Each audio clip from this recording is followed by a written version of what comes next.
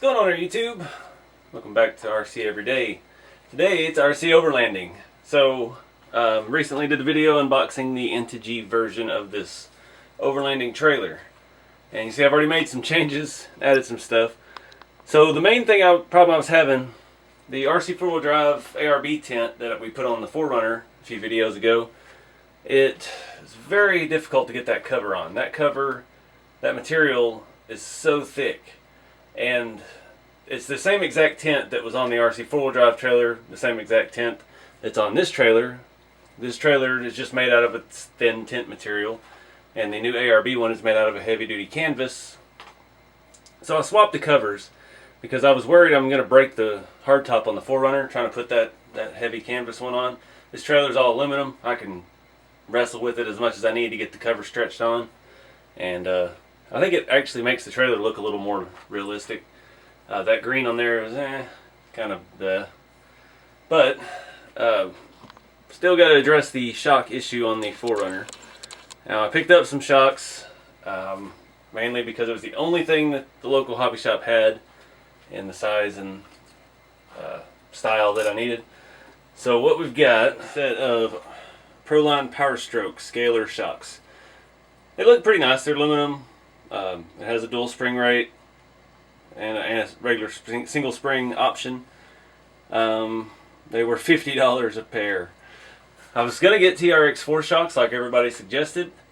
New TRX4 shocks with no springs were $57 a pair with no springs at Hobby Town. So I was like, oh, let's go ahead and try these. I've been wanting to try these for a long time. It's probably the same set I've been looking at forever in the hobby shop.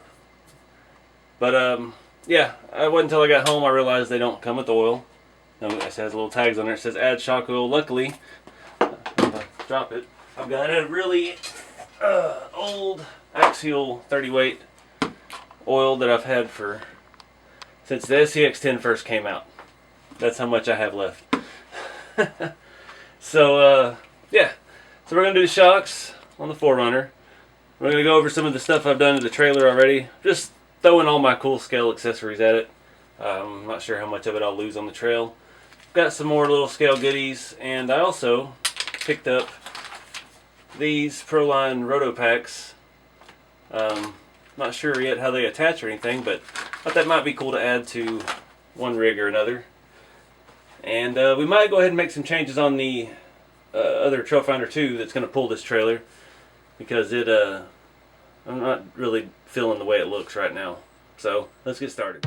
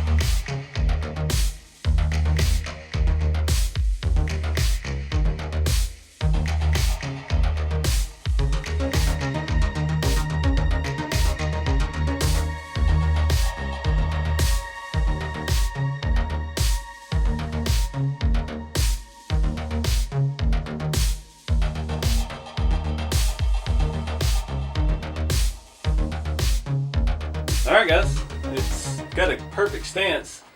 It feels very soft still, but it levels out, does what it's supposed to. See, all the tires are bulging evenly. I'm still not certain I'm going to keep the tent up there. I really like the tent, but I don't like how it's changed this truck. I was going for more of a serious crawler, and it's kind of changed that. Now that I got the trailer, might move the trailer to the 4Runner and do our camping that way. As far as the other tent, I don't know where I would put it. I need a roof rack on something. I still have that Trail Finder 2 long wheelbase that I haven't done anything with. That thing's got K44s and everything, no body. But I don't know. It looks a lot better now. So yeah, let's move on to the trailer and I'm gonna get the other Hilux down. I'm gonna make some changes on it as well.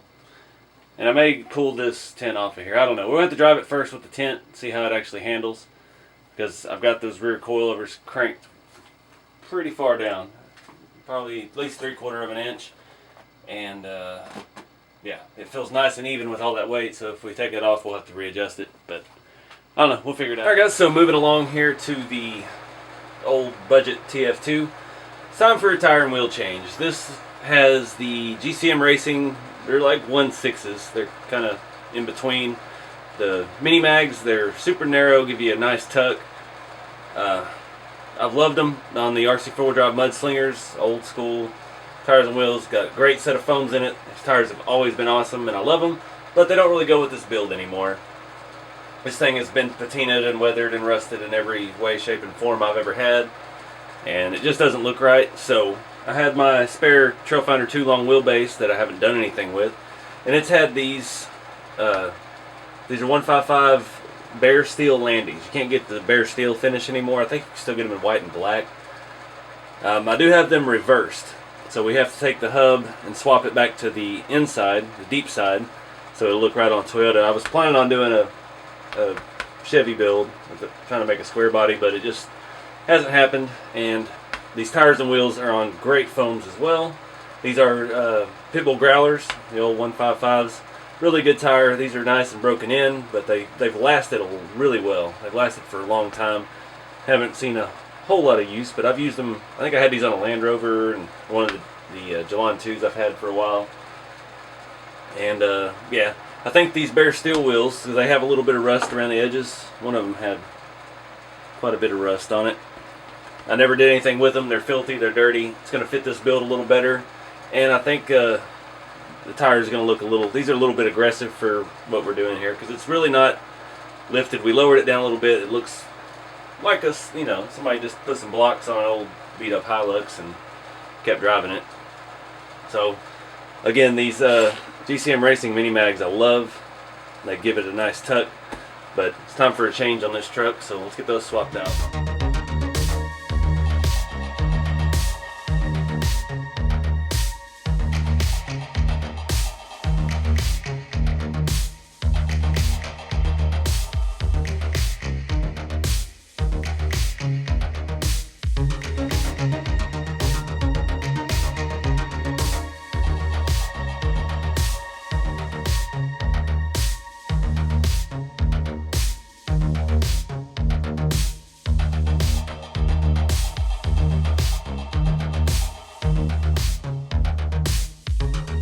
So you saw I made some changes here on my budget Trailfinder 2.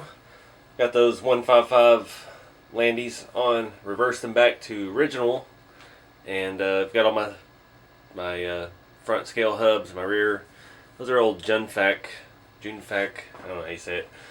Some old stuff I've had forever, the rear hubs. I did go ahead and swap the front bumper back to a Trailfinder 2 bumper. That black off-road bumper was a little too hardcore for this truck. It's more of a stock look. I went with a better looking one than I had on there, because I put some kind of rusting stuff on the original one that was on here, and it ate through the chrome. The yellow plastic was showing. It just wasn't jiving right. Another thing I did, I went ahead and widened the fenders out a little bit. This truck sets very low, lower than stock, and with that, your shackles in the front are on the front, your shackles on the back are on the rear, and it moves the axles away from the center of the vehicle. And they were a little off center, so I widened the front fenders out this way, and I widened the rear fenders out that way. Just looks a little more balanced that way. It's just subtle. It's hard to tell with the camera angle, but you can kind of see there a little better. Back's a lot better, but I'm pretty happy with that look. The wheels and tires, I think, fit the build a lot better. The bumper needs to be dulled down a little bit, but I'm not going to mess with that in this video, because I don't want to eat the chrome off of another bumper. We'll figure out something else to do with that. So now let's take a look at the Integy camper trailer that this truck is going to pull. Not sure if I've shown that. I put that bumper on a couple videos ago. It's the RC4wd. I think it's a Tough Armor bumper with a hitch. And it's not the best for crawling. This truck being lease prone, it's not that big a deal. It doesn't affect things too much. So, you know, I had this body on the other chassis that the 4Runner's on now, with it fully linked front and rear. It was really hanging up on stuff real bad, so this will be a little bit more of a scale build, but got it set up to tow the trailer. So let's look at what we're going to do with the trailer now. Alright guys, so about to move on to the trailer. I wanted to address some of the comments I've gotten on social media. I don't think I got any on YouTube from it, but yeah, this is expensive, and yeah, it's pretty much useless. I mean, it's just shy of $200. You could almost buy a decent rig for that much, maybe a used one. It's basically a scale accessory. That's it. I mean, it's like putting a spare tire in the back of your truck. It's just a very expensive one. I think it was Facebook, somebody was commenting about that, and it's, you know, I understand it's not for everybody. But, I mean, if you look around here in the background, I've dedicated 5 years of all my free time and all my free money to the hobby. And so, $200 for a scale accessory for me is not that far out of reality. And I understand it's not for everybody. It's, you know, that's a huge investment for little, not much return. Other than some cool pictures for Instagram and, you know, somewhere to throw all these cool scale accessories I have. But, you know, it is what it is. I just wanted to touch base on that a little bit because, you know, I don't want anybody, I'm not trying to sell you on this trailer or anything. It's just something I thought was cool, something I thought would be cool for the channel, and yeah, so here we are. So you can see I've already got some scale accessories on it. I've strapped some stuff down with bungee cords. It's hit or miss how it's holding. And like I mentioned earlier, I swapped the covers for the tents because this ARB one is so thick and so hard to install that I was afraid I was going to break the roof of the 4Runner trying to put it on. I'm thinking I may go ahead and swap the whole tent over. I got to see how this one's attached, see how the base comes off the chassis, off the frame of the trailer. I'm guessing it's basically the same as the ARB one. So I may be able to just unscrew it, pull the whole tent off, swap the other tent on. That way, A, it adds a little bit more weight to the trailer, which will help with the fairly stiff, bouncy suspension. And B, it'll put some lighter weight on top of the 4Runner and be less strain on the hardtop.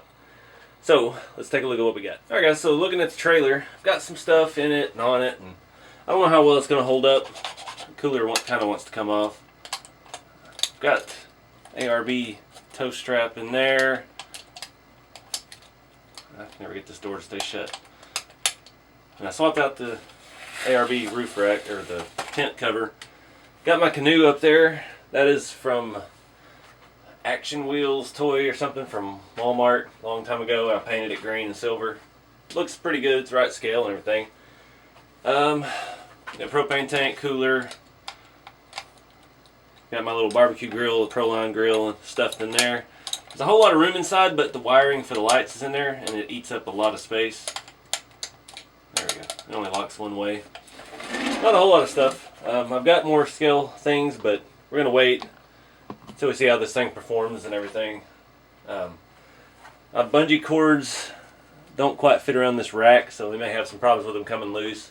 May have to find a new type of strap or something. But I was going to go ahead and deck this thing out in this video, but I'm kind of feeling like it's long-winded.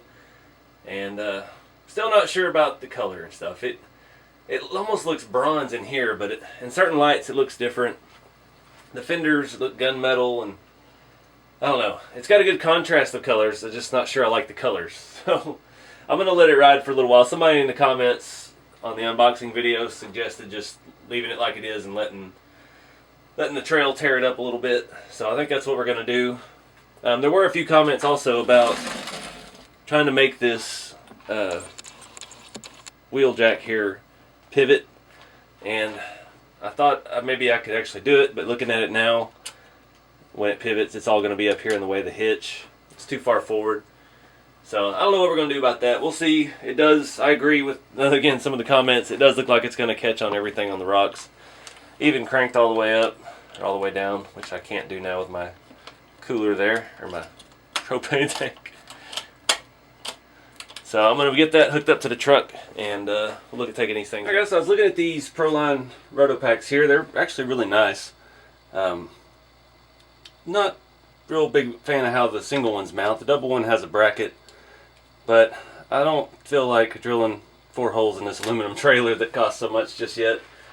So I think I might eventually make some kind of plate here on the rear swing out and mount them there, but for now it really doesn't work. I'm not going to mess with it. I've got batteries charging and getting ready to take them out for a spin. So I did switch back to my DX3S. I just can't get that 5 rugged, that little touchpad.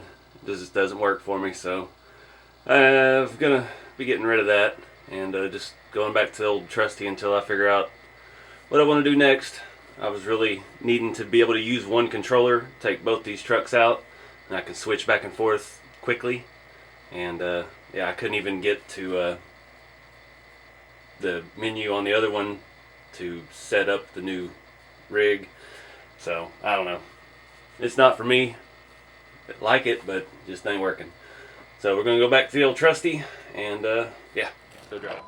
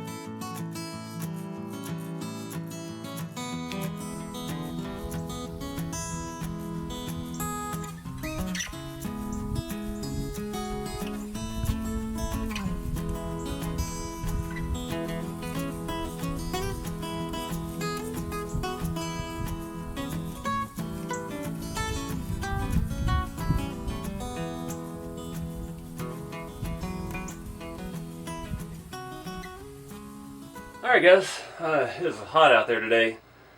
I have to do some exploring. Every tree out there by the lake had spider webs between them.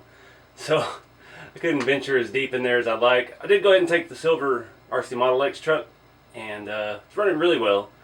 But I think the most fun was this one, that old cheap budget full leaf sprung TF2 with the trailer. Trailer did surprisingly well. It only flipped over a couple times. One was during high speed. I forgot how fast that truck is. I got it way too fast. I don't even remember what motor's in it. But yeah, I did take the front dolly off the trailer. You can see there. It all went pretty well. I need to find some more secure straps for my canoe. Had some bungee cords pop off and disappear out in the woods. So overall, it was a lot of fun. I think these two trucks are going to stay the same. I'm not doing anything else with them. I'm happy with their current state. The 4Runner I'm still not satisfied with. The rooftop tent is too heavy. Even with those new shocks and having them cranked almost halfway down their available range, that thing, full throttle, it just leaned all the way to the right, rubbed a tire. Slightest little thing, it was just bouncing back and forth and back and forth. But I think that body's just too heavy, and to add that much more weight on top with a 4-link suspension, if I was still a leaf sprung chassis, wouldn't be that big a deal. But going for a little bit more hardcore with that, I think it's going to perform great. I'm just going to pull the tent off, and we'll find another use for it later down the line. But I appreciate y'all watching. Be sure to like, subscribe, and share, and keep it scale. See y'all in the next video.